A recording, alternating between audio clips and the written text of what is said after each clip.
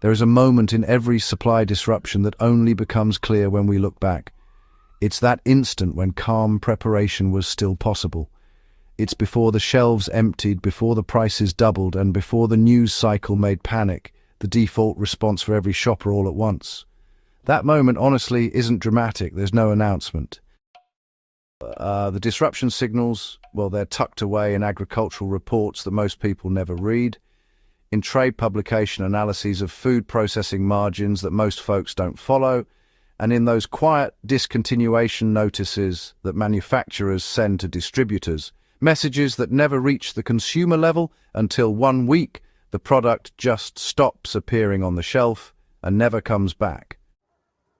The 9 foods we're talking about today are right in that pre-visible disruption window. The supply conditions that will eventually make them tough to find are already set. The structural factors are already in motion.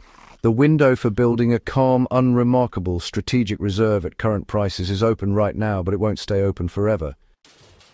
Here's the framework for acting on what we're covering today and doing it without anxiety or any kind of spectacle. Just add 2 of these items to your regular shopping cart during each of your next 3 shopping trips.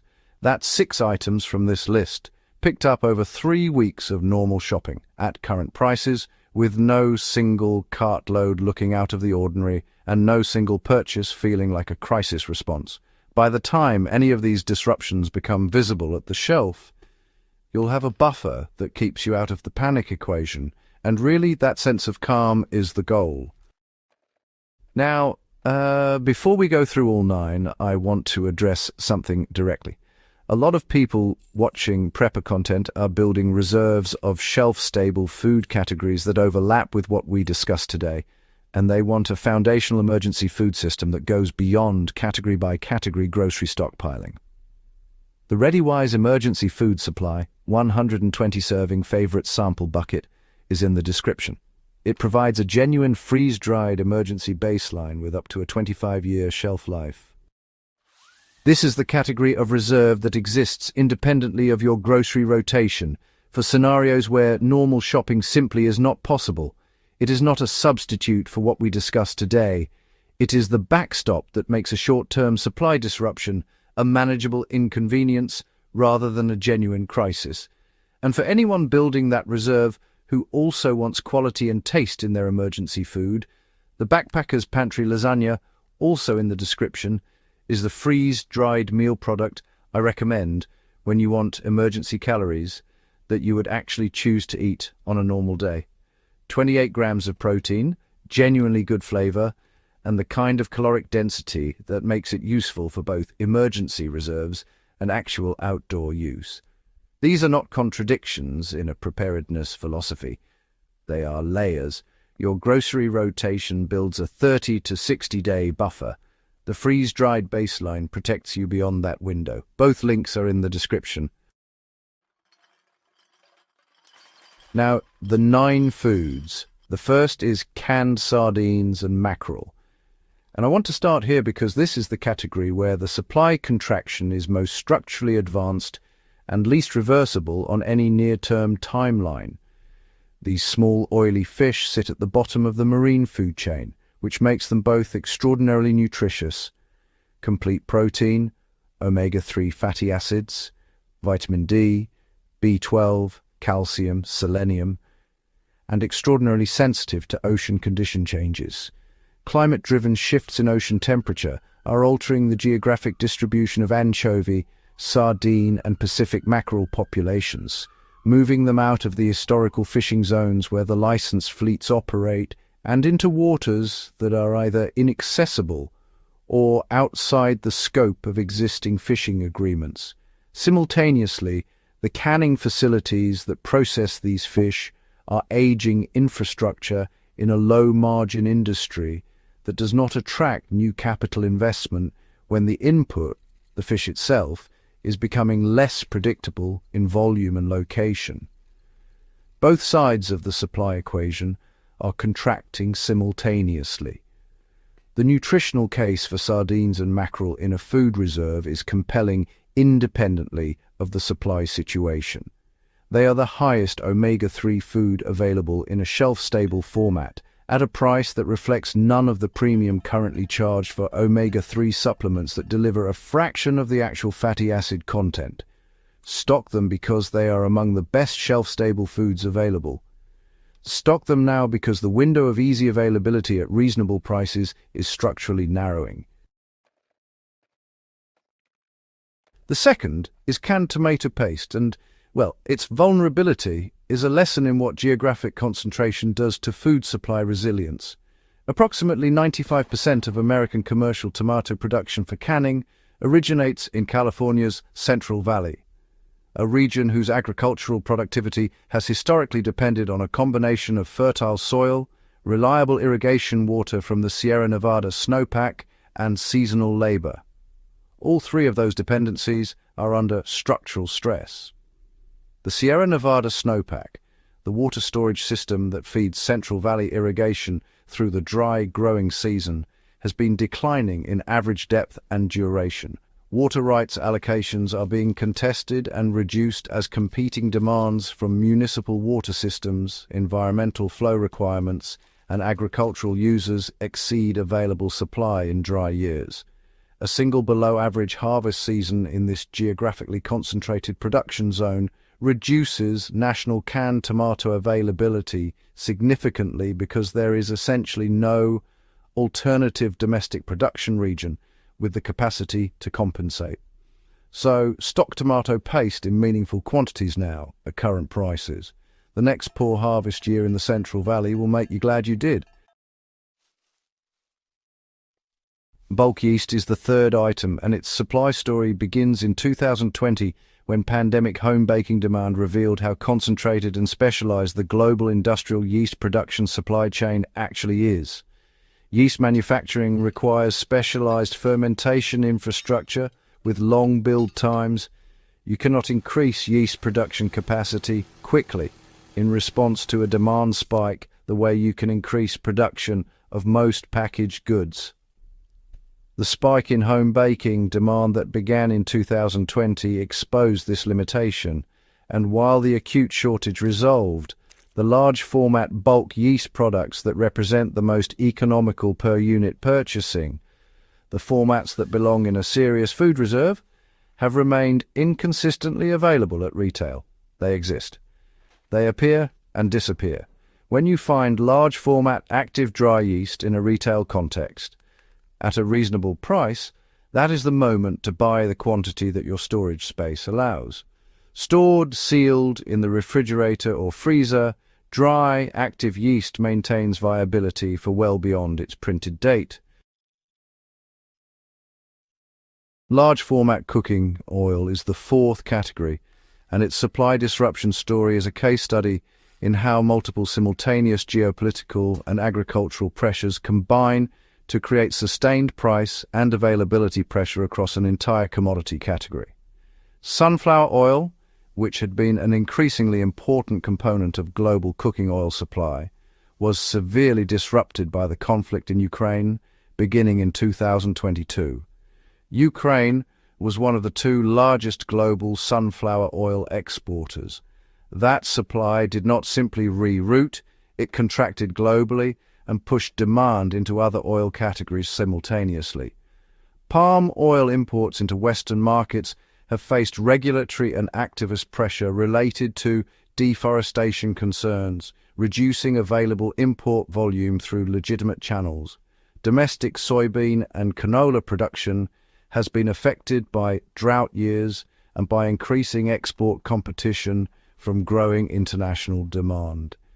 The cumulative result has been cooking oil price increases that have not fully reversed, with large format container availability remaining the most constrained segment because retail distribution systems prioritize smaller, consumer-sized packaging for inventory efficiency. A gallon of cooking oil stored correctly in cool, dark conditions remains viable for 12 to 18 months.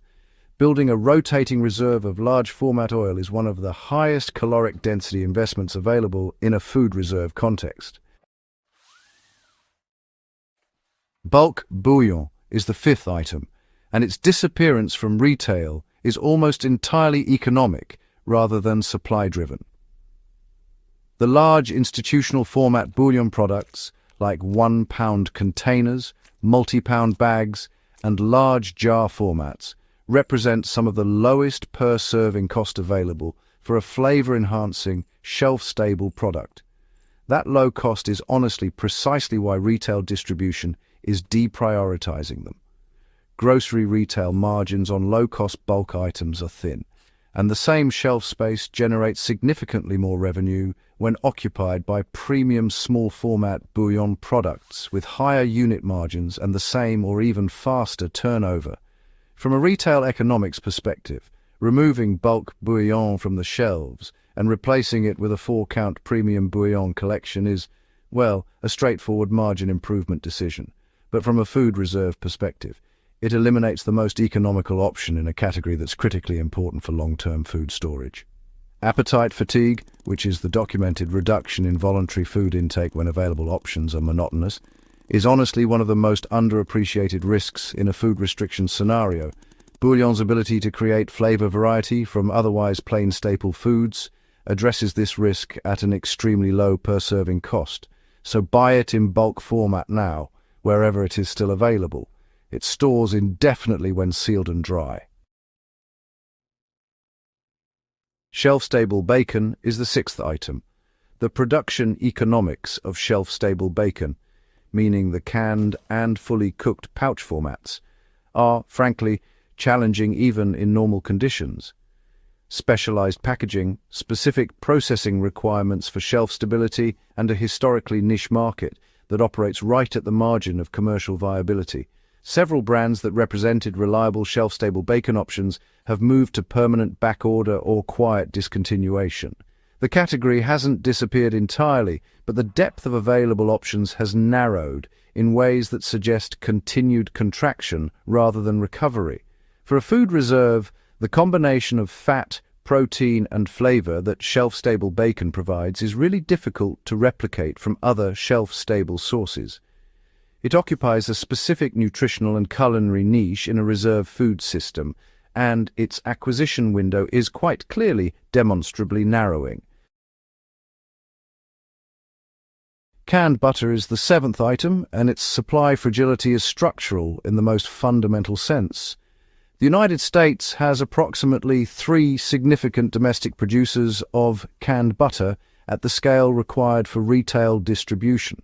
When any one of those 3 producers experiences a packaging shortage, as has occurred with canning tin availability, a facility maintenance issue, or a raw material cost increase that makes production temporarily uneconomical, national canned butter supply contracts visibly and immediately.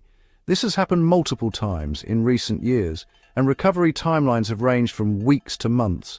The category is not disappearing permanently in the way that some shelf-stable bacon brands have, but its availability at any given moment is genuinely unpredictable in ways that most grocery staples are not.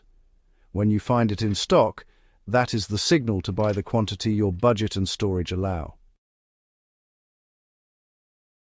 Pull-tab evaporated milk is the 8th item, and its contraction is a byproduct of dairy processing economics rather than raw milk supply.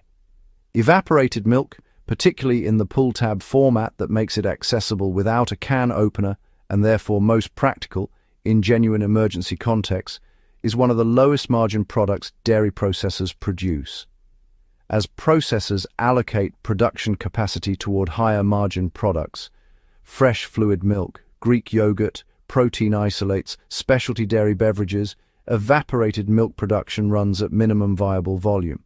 The pull-tab format is specifically being further reduced because pull-tab tooling requires maintenance and replacement investment that processors are not making at the rates that would sustain current production levels. Standard lid cans remain more available. The pull-tab format, which is what you actually want for emergency use, is the version disappearing. Large format honey is the 9th item, and it faces simultaneous pressure from both domestic production decline and import supply contraction.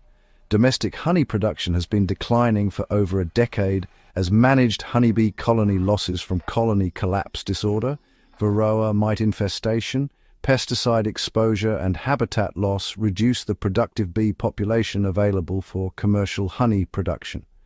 Imported honey, which has historically filled the gap between domestic production and demand, has faced increasing import scrutiny related to documented adulteration issues with honey from certain international sources found to be diluted with corn syrup, misrepresented in geographic origin or mislabeled in varietal description. Increased inspection and rejection of suspicious imported honey at ports of entry has reduced the volume available through legitimate retail channels. The result is genuine scarcity at the large, storage-appropriate container sizes, the 2-pound and 5-pound formats that make sense for a food reserve, even as small consumer jars remain relatively available. 9 foods, 9 structural supply stories. 0 panic required because you have the information before the disruption is visible. 2 items per cart, 3 shopping trips. A buffer built at current prices quietly without urgency before anyone around you knows a buffer was necessary.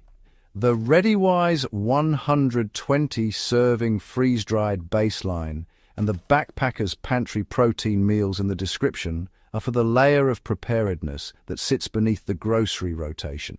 The backstop that means a supply disruption of any duration is a manageable inconvenience rather than a genuine food security problem. Links for everything are in the description. Subscribe to In the Beginning. See you in the next one.